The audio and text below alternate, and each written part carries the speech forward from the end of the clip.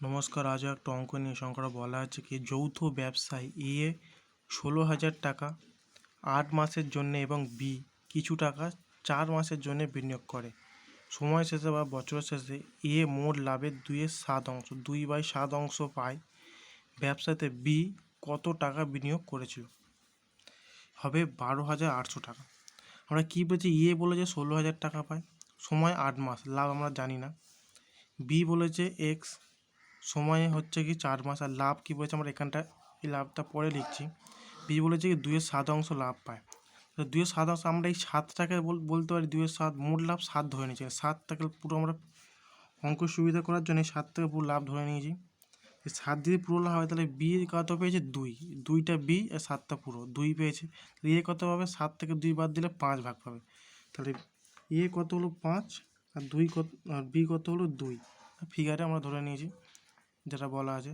তাহলে দুজনের অনুপাত কত? A/B কত হবে লাভের অনুপাত? 5:2। তাহলে আমরা প্রশ্ন অনুসারে বলতে পারি যে 16,000 টাকা বি 8 মাস জন্য খাটে, বি এর টাকা যায় না, এক্স গুণ 4 সমান লাভের অনুপাত 5/2।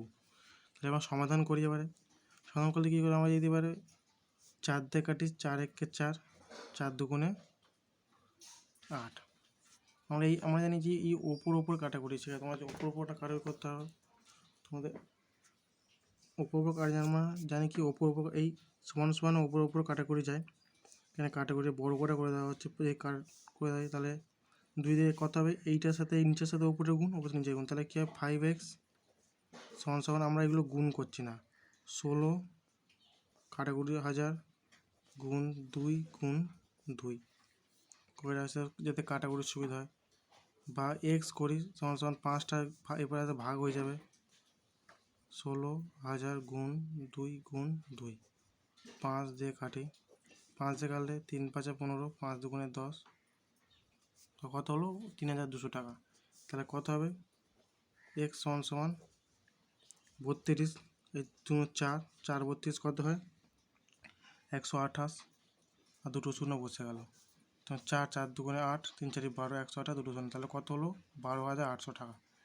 মানে এখানে সরাসরি ওপর কাটাকুটি করে দিতে পারে, কিন্তু বড় আকারে করলে সুবিধা।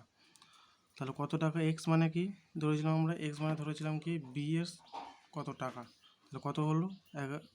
12,800 টাকা। তো বি কত টাকা ইনভেস্ট করেছে? 12,800। আশা করি সব বুঝতে পেরেছ।